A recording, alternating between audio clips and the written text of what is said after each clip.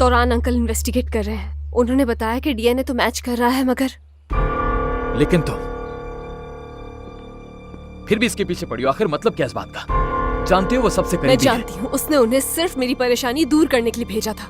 सालों गुजारे हैं मैंने उसके साथ, इतना तो समझती हूँ मैं उसे। आफरीन है मरियम तुम पे यार, आफरीन है मेरी जान। मरियम तुम ठीक हो ना? हाँ, तुम मुझे एक इंसान की इंटेंशन बता रही हो और मरे हुए इंसान की इंटेंशंस। तो क्या हुआ? उसने तुम्हें ये भेजा है क्या? उस शख्स ने तुम्हें अपनी कब्र पर बुलाया, फिर क्या हुआ? बगैर कुछ सोचे समझे चली गई कब्र पर, वो भी उस शख्स की कब्र पर। तुम्हें अंदाजा भी है कि मुझ पर क्या गुजर रही है?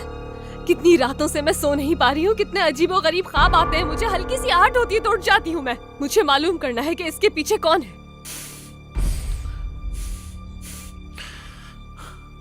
ठीक है, ठीक है, माफ कर दो मुझे मरियम। हम दोनों थक चुके हैं, लेकिन तुम ये नहीं कर सकती मरियम।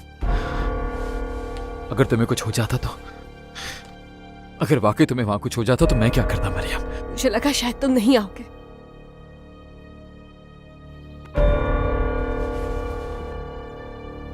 इस बात का क्या मतलब हुआ?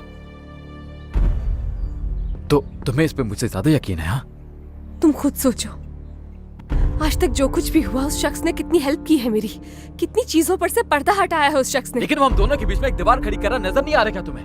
और वो जीत गया। जरा देखो हम दोनों को, और तुम इससे खुश हो? हाँ, मैं पागल हो जाऊंगी, पागल हो जाऊंगी मैं एक दिन। एक परछाई के पीछे भागते हुए थक गई हूँ मैं। जानना चाहती हूँ कि कौन है ये शख्स, देखना चाहती हूँ। क्या तुम इस शख्स को जिंदा देखना चाहती हो? बताओ मुझे अभी। कैसी फजूल बातें कर रही हो? और क्या तुम फजूल बातें नहीं कर रही हो?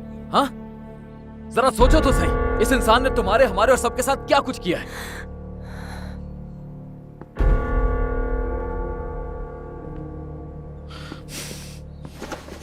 शावेज,